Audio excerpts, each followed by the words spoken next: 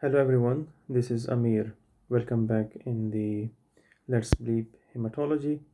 Today our topic is regarding recurrent clot formation or recurrent VTE despite anticoagulation. We usually receive calls from other specialties or from medical ASDAC or ED that the patient is on therapeutic anticoagulation but still the patient has developed another clot. What can be the reason for that? So there can be few reasons for this clot formation despite therapeutic anticoagulation. One may be that the patient is not compliant with the medication. This is a usual phenomena. Second, maybe the patient has started some new medication that is interacting with the anticoagulation and decreases the bioavailability of the anticoagulant in the body. That's why the clot has formed. Or the patient has taken some food because food also interact with the anticoagulants and decrease their bioavailability in the body. Or if these causes are not present, then yes, you need to discuss this case with the hematology. There can be different causes underlying that. So, for example, if someone has a cancer, especially pancreatic cancer, their body environment is very prothrombotic due to underlying presence of cancer, and these are the patients which usually develop clots despite anticoagulation, therapeutic anticoagulation. So in this case, if the patient is on low molecular weight heparin, we increase the dose by 20%. Okay. We cannot use warfarin in these cases because they are not recommended in cancer.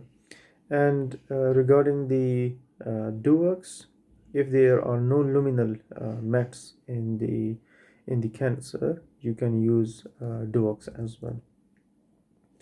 So if the patient is on low molecular weight heparin, either change it to DUACs or increase the dose of low molecular weight heparin by 20 to 25%.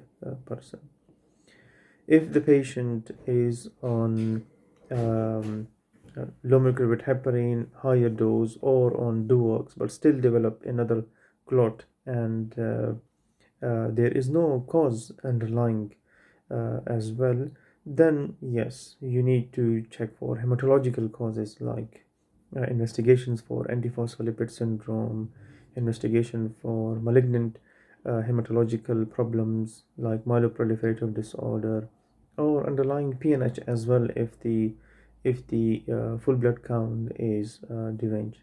So such cases usually need to be discussed with the hematology. But yes, people do develop a clot despite therapeutic anticoagulation because of either interaction issues or compliance issues, or the underlying environment is very prothrombotic, or there is a cause which has not been addressed properly. Because if someone has antiphospholipid syndrome, DUOX and low molecular weight heparin may not protect the patient from another clot as better as the warfarin.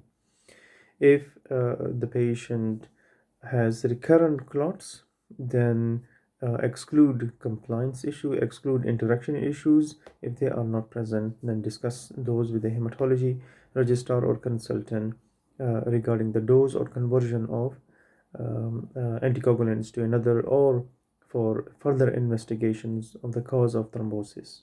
Okay, the hematologist will usually ask you about the full blood count, because if the full blood count shows low hemoglobin and there is no cause of thrombosis, he may think about PNH, paroxysmal nocturnal hemoglobinuria.